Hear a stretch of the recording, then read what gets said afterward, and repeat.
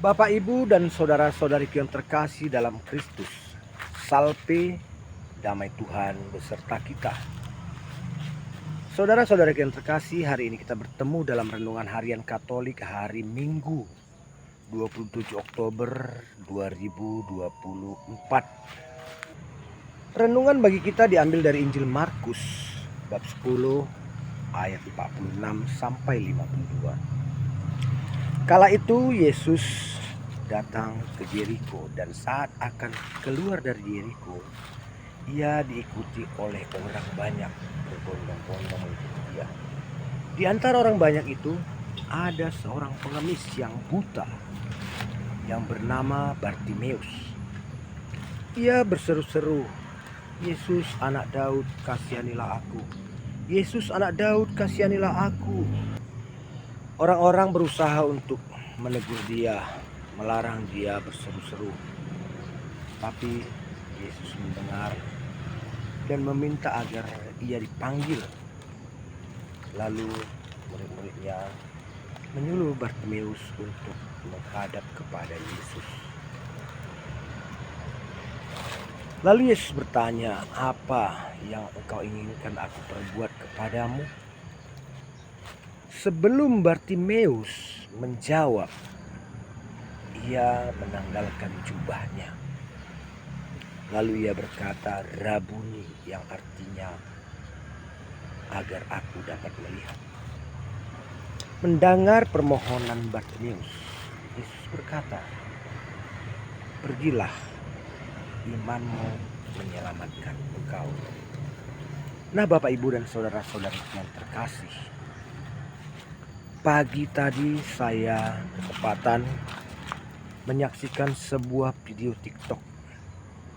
Di sana ada seorang yang tidak seiman dengan kita.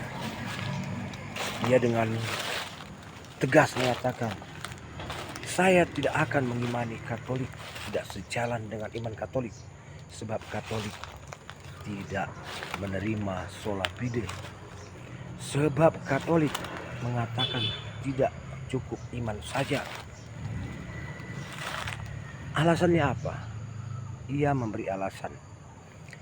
Banyak tertulis dalam Alkitab, orang-orang yang buta, yang lumpuh, yang kerasukan setan disembuhkan Yesus. Dan Yesus mengatakan, "Imanmu menyelamatkan engkau." Memang benar, dalam kitab suci banyak dikatakan Yesus saat menyembuhkan mengatakan, "Imanmu menyelamatkan engkau." Tapi orang dalam video TikTok ini tidak menyadari, seperti Bartimeus pada hari ini, bagaimana usaha yang telah diperbuat oleh Bartimeus. Dia seorang yang buta, menerobos kerumunan orang banyak yang jelas lebih sehat dari dia. Ini adalah pekerjaan berat. Seorang buta menerobos kerumunan orang-orang yang sehat. Dan sebelum ia memohon Rabuni, ia menanggalkan jubahnya. Ini lambang kerendahan hati, merendahkan diri, mengosongkan diri. Ini adalah teladan kerendahan hati. Lalu ia pun memohon dengan berkata, "Rabuni."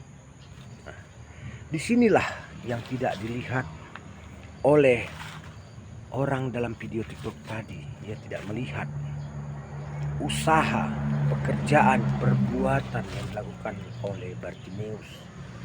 Ia hanya terfokus kepada ucapan Yesus, "Imanmu menyembuhkan, imanmu menyelamatkan."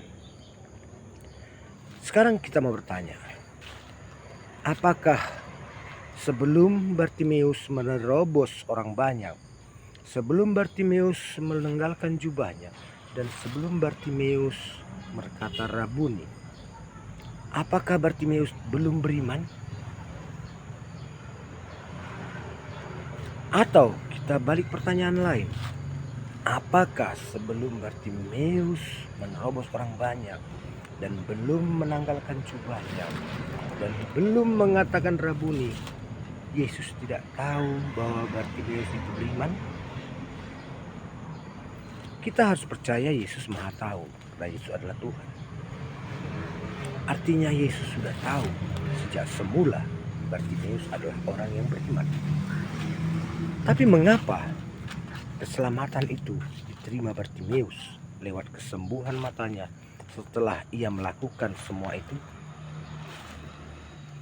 Nah, di sini dapat kita katakan iman Bartimeus sudah ada sejak semula.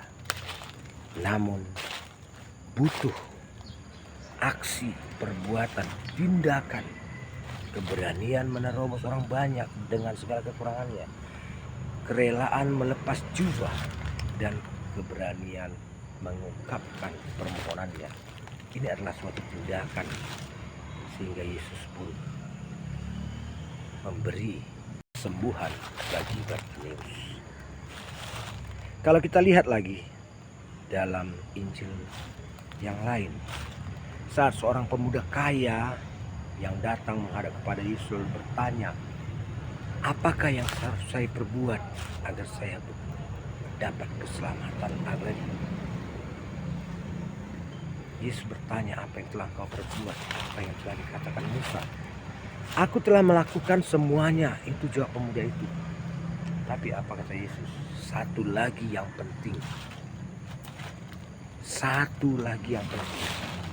Apakah yang satu itu? Yesus mengatakan, juallah semua hartamu dan bagikan kepada orang miskin.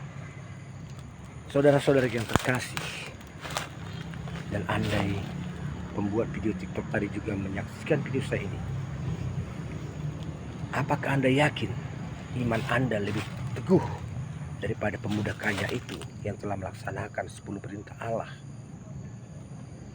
Apakah ada di antara kita yang lebih kuat imannya daripada pemuda kaya itu yang telah melaksanakan 10 perintah Allah, hukum Taurat? Saya rasa masih sulit. Tapi apa? Nyatanya dia gagal karena ia tidak berani melaksanakan perbuatan kasih dengan menjual segala hartanya. Dia gagal, pemuda itu gagal. Dari sini tampak hanya iman tidak cukup, perlu adanya perbuatan. Sebab iman tanpa perbuatan adalah mati. Nah, Bapak, Ibu, dan saudara-saudara yang terkasih, kiranya lewat renungan pagi kita hari ini, iman kita semakin teguh dan kita ungkapkan dalam sikap, perbuatan, dan perkataan kita, sehingga kita pun akan memperoleh kehidupan kekal dari Yesus. Amin. Selamat hari Minggu. Tuhan memberkati.